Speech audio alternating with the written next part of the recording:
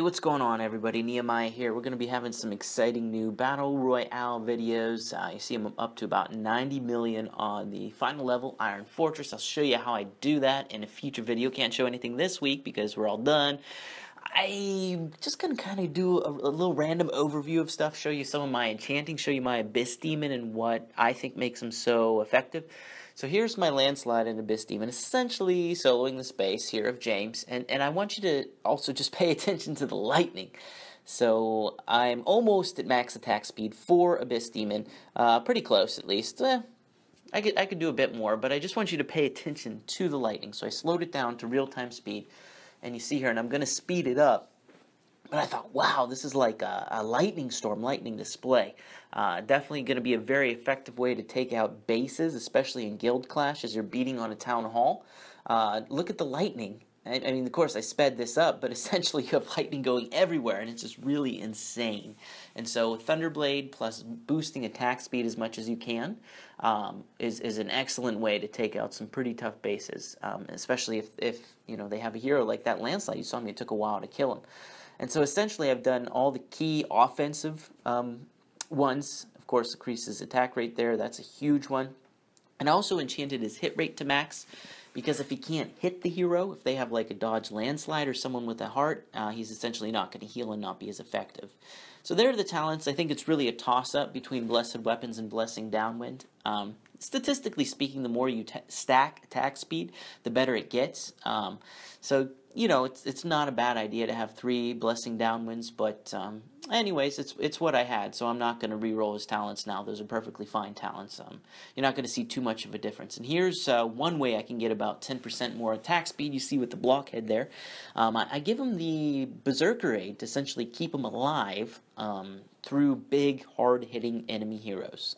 You know, enemy Ambrosias, they can hit for 200k easy with their skill every couple seconds, and so that's really going to help out. Plus the Enchantress Aid. You notice I don't have a Pangoli on him, which is actually works pretty well for me, to be honest. I'm going to show a little bit more of my other heroes. In a previous video, I talked about who to enchant, so I went pretty hard into Chiron.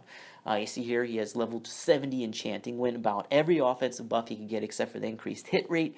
I got his clone up to level 10, which is pretty nice. I finally got Landslide's dodge up to 10 out of 10. I should have done that a long time ago. I'm the dodge Landslide guy, and so anyways, I went heavily into Jenny. I really like Jenny. You see here, I of course haven't done the crit rate run. That's what Insanguinate does, is you get it up there. It's actually really nice because it goes ahead and helps tick down enemy heroes who have the Berserker Aid up and other things like that. I did enchant Arcane Caster a bit.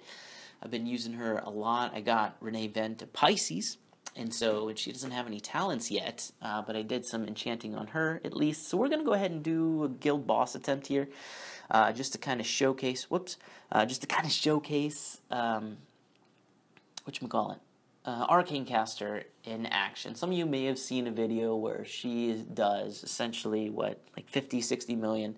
It's fairly common for people to get over 50 million on iOS these days.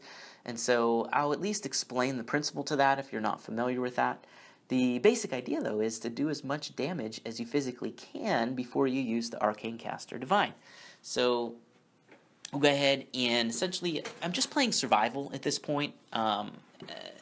Just keeping my guys alive.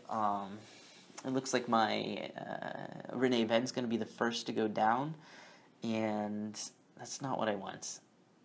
And my Chiron went down this time, so that's actually not good. But then I realized, oh, I have Renee Ven to go ahead and revive him, so I'll go ahead and do that.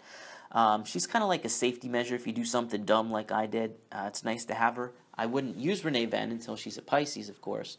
So anyways, here we go. Just kind of casually going along. Nothing too exciting right now.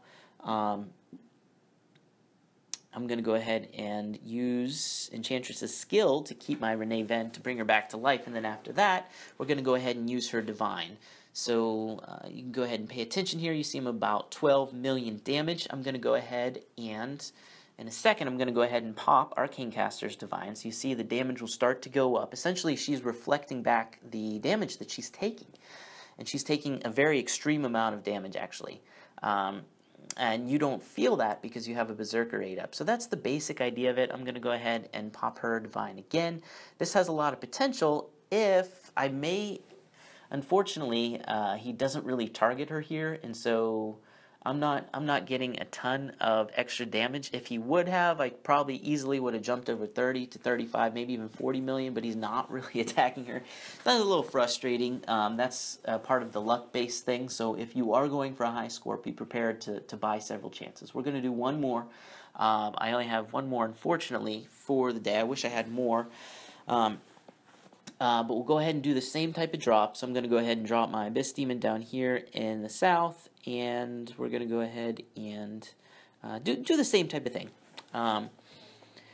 This is a pretty solid strategy overall. I'm going to go ahead and basically do the same thing that I did last time, and hopefully I don't let my Chiron die, and I can manage them a little bit better. I also really like Ginny for this. I've seen some of them over 50 million use Ginny over Chiron, and I opted for Chiron this time because I don't have another Enchantress aid that I'd like to give to the hero in that spot, but we'll see how it goes. So I'm just kind of maintaining, again, very casual. You know, I'm not really too worried about this or focused.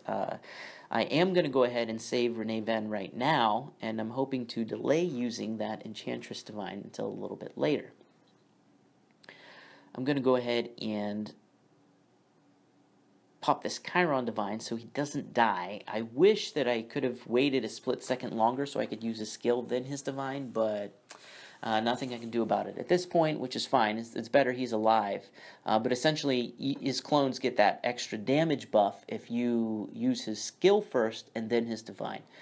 And so, again, just kind of maintaining. We're going to go ahead and pop this Enchantress Divine here in a second.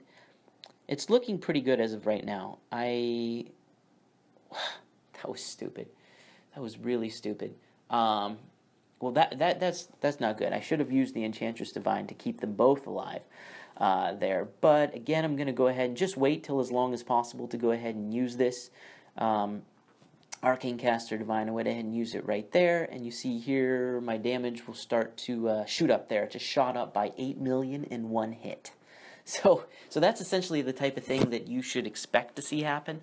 You know, it's funny how my heroes died and I really screwed up, but that's what happens when the boss actually attacks Arcane Caster, and he had a big old blow right there.